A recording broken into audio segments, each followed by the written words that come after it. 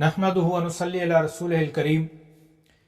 اعوذ باللہ من الشیطان الرجیم بسم اللہ الرحمن الرحیم جاء الحق وزهق الباطل ان الباطل کان زہوقا۔ اللہ تعالیٰ فرماتے ہیں حق آ گیا اور باطل مٹ گیا۔ باطل اسی لیے ہے کہ وہ مٹا دیا جائے۔ سیرت النبی صلی اللہ علیہ وسلم کے حوالے سے آج ہمارا جو ٹاپک ہے وہ فتح مکہ کے حوالے سے ہے۔ آج جو فتح مکہ کو ہم ڈسکس کریں گے، اس کے عام طور پر جو حالات معاملات ہیں وہ تو آپ کے ذہن میں ہوں گے، آپ جانتے بھی ہوں گے۔ آج ہم جو بات کرنے جا رہے ہیں کہ فتح مکہ کے نتائج کیا نکلے، اس سے ہمیں کیا سبق ملتا ہے، فتح مکہ ہمارے لیے کیا سبق رکھتا ہے۔ تو تھوڑا سا ہم پچھلے جو ہے وہ گزشتہ سے پیوستہ ہو جائیں۔ تو پچھلے لیکچر میں سیشن میں ہم نے یہ ڈسکس کر لیا تھا صلح حدیبیہ کے بعد جو ہے وہ صلح حدیبیہ میں یہ ایک شرط یہ تھی، ایک کنڈیشن یہ تھی کہ جو قبائل ہیں وہ جس سے چاہیں قریش سے ملنا چاہیں تو مل جائیں، چاہے محمد صلی اللہ علیہ وسلم سے یعنی مسلمانوں سے ملنا چاہیں تو مل لیں۔ تو دو قبائل تھے، ایک بنو بکر اور بنو خزا۔ بنو خزا جو ہے وہ مسلمانوں کے ساتھ مل گیا اور بنو بکر جو تھا وہ قریش کے ساتھ مل گیا، لیکن اچانک جو ہے وہ 8 ہجری میں بنو بکر نے جو ہے وہ حملہ کر کے بنو خزا کو جو ہے ان کے کافی لوگوں کو جو ہے وہ قتل کر دیا۔ تو بنو خزا نے آ کر نبی صلی اللہ علیہ وسلم کو یہ بتایا کہ یہ ہمارے ساتھ اس طرح سے انہوں نے جو ہے وہ ظلم کیا ہے، دھاوا بولا ہے، جنگ کی ہے ہمارے ساتھ۔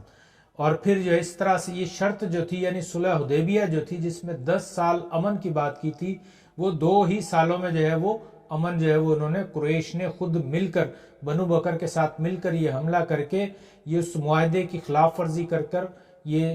جو معاہدہ تھا وہ ختم کر دیا۔ پھر نبی صلی اللہ علیہ وسلم نے بنو خزا کو جو ہے وہ اپنی مدد کا یقین دلایا، انہیں بتایا، اور پھر جو ہے وہ خاموشی کے ساتھ جو ہے وہ فتح مکہ کے لیے، غزوہ مکہ کے لیے جو ہے وہ تیاری شروع کر دی۔ نبی صلی اللہ علیہ وسلم نے عائشہ رضی اللہ تعالیٰ عنہ کو کہا کہ میرے لیے سامان کو تیار کرو اور ہم جو ہے وہ عنقریب چڑھائی کریں گے، یعنی لیکن یہ نہیں بتایا کہ ہم کہاں جائیں گے۔ مکمل خاموشی اور رازداری کے ساتھ نبی صلی اللہ علیہ وسلم لشکر کو لے کر نکلے۔ رازداری کا مقصد یہ تھا کہ ہم اچانک جو ہے وہ مکہ کے لوگوں پر اچانک جو ہے وہ وہاں پہنچ جائیں۔ اور ہوا بھی ایسے ہی کہ وادی المزران جو تھی وہاں پہنچ کر جب نبی صلی اللہ علیہ وسلم نے وہاں پڑاؤ کیا تو آپ صلی اللہ علیہ وسلم کے ساتھ 10,000 کے قریب جو ہے وہ لوگوں کا لشکر جرار تھا۔ نبی صلی اللہ علیہ وسلم وہاں پہنچتے ہیں، پڑاؤ ہوتا ہے، آپ سب کو کہتے ہیں کہ ہر شخص، ہر قبیلہ، ہر لوگ جو ہیں وہ اپنے الگ الگ الاؤ جو ہے وہ جلائیں۔ تو وہ الگ الگ الاؤ جلاتے ہیں رات کے ٹائم۔ جب وہ ابو سفیان کو پتہ چلتا ہے، وہ آ کر دیکھتے ہیں تو اسے پتہ چلتا ہے کہ یہ تو بہت بڑا لشکر ہے، وہ گھبرا جاتا ہے اور پھر جو ہے وہ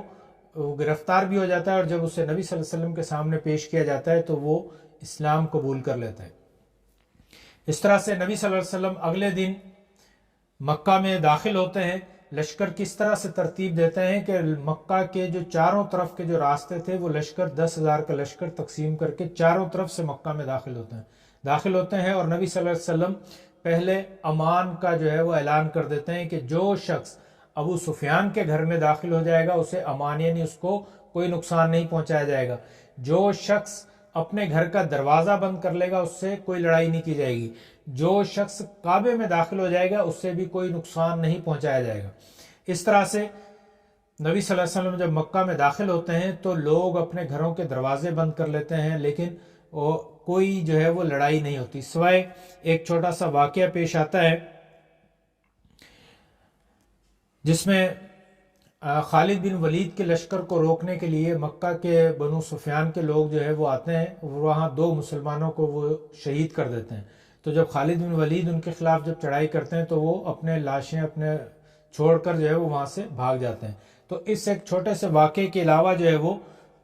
کوئی ایسا واقعہ پیش نہیں آتا اور فتح مکہ جو ہے وہ بڑی آسانی کے ساتھ ہو جاتی ہے۔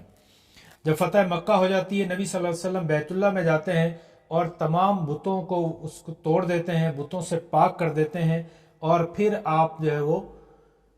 خطبہ بھی جو ہے وہ دیتے ہیں، اور نبی صلی اللہ علیہ وسلم اس خطبے میں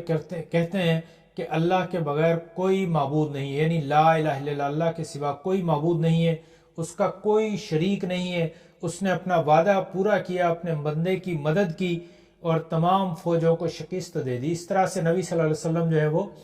مکہ کو فتح کر لیتے ہیں، اور پھر نبی صلی اللہ علیہ وسلم عام معافی کے لیے جو ہے وہ اعلان کر دیتے ہیں، تمام خون کو معاف کر دیتے ہیں۔ صحابہ اکرام کہتے ہیں کہ مکہ فتح ہو گیا تو ہمارے جو مہاجرین تھے ہمارے سامان ہمیں واپس دلوایا جائے۔ نبی صلی اللہ علیہ وسلم اس کو بھی معاف کر دیتے ہیں، وہ بھی انہیں چھوڑ دیتے ہیں۔ ایون کہ جو سخت ترین دشمن تھے جیسے ابو سفیان تھا یا ابو جہل کی بیٹی تھی اکرمہ تھا، یہ سارے لوگ جو تھے، ہند تھی، ان سب کو جو ہے وہ معاف کر دیا جاتا ہے۔ یہ نبی صلی اللہ علیہ وسلم کی سخاوت کا، آپ صلی اللہ علیہ وسلم کی جو حسن کردار کا یہ ایک عملی نمونہ تھا کہ جو اتنے شدید دشمن تھے جنہوں نے نبی صلی اللہ علیہ وسلم کے ساتھ، مسلمانوں کے ساتھ اور ان کے ساتھ اتنا ظلم کیا، اتنا ظالمانہ برتاؤ رکھا، ان سب چیزوں کے باوجود آپ صلی اللہ علیہ وسلم نے ان سب کو معاف کر دیا، عام معافی کا اعلان کر دیا جاتا ہے۔ تو نبی صلی اللہ علیہ وسلم وہاں پر چند دن رہنے کے بعد پھر جو ہے وہ مکہ سے واپسی ہوتی ہے، اور پھر درمیان میں جو ہے وہ غزوہ حنین جو ہے وہ ہوتا ہے، لیکن اس غزوے میں بھی مسلمان جو ہے وہ فتح حاصل کرتے ہیں، اور پھر اس طرح سے یہ ایک چیپٹر جو ہے وہ ہمارا سیرت النبی کے حوالے سے فتح مکہ کا کمپلیٹ ہوتا ہے۔ فتح مکہ سے ہمیں یہ سبق ملتا ہے کہ ہمیں اپنے دشمنوں کے خلاف جب ہمیں طاقت حاصل ہو جائے تو ہمیں رحم اور عفو و درگزر سے کام لینا چاہیے، ہمیں لوگوں کو معاف کر دینا چاہیے۔ نبی صلی اللہ علیہ وسلم کے جو جانی دشمن تھے، جو پلاننگز کرتے تھے، جو آپ کے خلاف جان کے دشمن تھے، آپ کے صحابہ کو تکلیف پہنچائی، آپ کی جو ہے ناموس کو تکلیف پہنچائی، لیکن آپ نے جب آپ کو طاقت مل گئی، آپ کو حیثیت بھی حاصل ہو گئی، تو آپ صلی اللہ علیہ وسلم نے ان سب کو معاف فرما دیا۔ تو یہ ہمارے لیے ایک بہترین نمونہ ہے۔ ہم اس کے ماننے والے، نبی صلی اللہ علیہ وسلم کا کلمہ پڑھنے والے، نبی صلی اللہ علیہ وسلم کے امتی ہونے کے حوالے سے ہمیں اس چیز کا احساس نہیں ہوتا ہے کہ ہمیں ہمارا رویہ کیسا رکھنا چاہیے۔ ہم چھوٹی چھوٹی باتوں پر لڑ رہے ہوتے ہیں، چھوٹی چھوٹی باتوں پر دوسروں کو گالیاں دیتے ہیں، برا بھلا کہتے ہیں۔ تو خدا را ایسا نہیں کیجیے۔ جس نبی کے ہم امتی کہلاتے ہیں، جس کی ناموس کے لیے ہم اپنی جان تک قربان کرنے کے لیے تیار رہتے ہیں، اس کا رویہ کیا ہے کہ وہ اپنے جانی دشمنوں کو بھی جو ہے وہ طاقت حاصل ہونے کے بعد ان کو معاف کر دیتا ہے۔ یعنی اگر اس دن نبی صلی اللہ علیہ وسلم بدلہ لینے پر آتے تو کوئی پوچھنے والا نہیں تھا،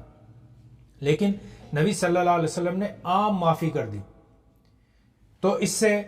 ہمیں یہ سبق حاصل کرنا چاہیے، ان واقعات کو پڑھنا چاہیے، سننا چاہیے، اور اپنے لیے جو عملی پہلو ہیں ان کو ہمارے سامنے رکھنا چاہیے۔ بہت شکریہ۔ اس کے ساتھ ہی جو ہے وہ میں آپ سے اجازت چاہوں گا اس دعا کے ساتھ کہ اللہ تعالی ہمیں صحیح راستے پر، صراط مستقیم پر چلنے کی توفیق عطا فرمائے۔ سب دوست اپنا خیال رکھیں، اپنے بھائیوں کا، اپنے بزرگوں کا خیال رکھیں، اپنے محلے کا خیال رکھیں، اور السلام علیکم ورحمۃ اللہ وبرکاتہ۔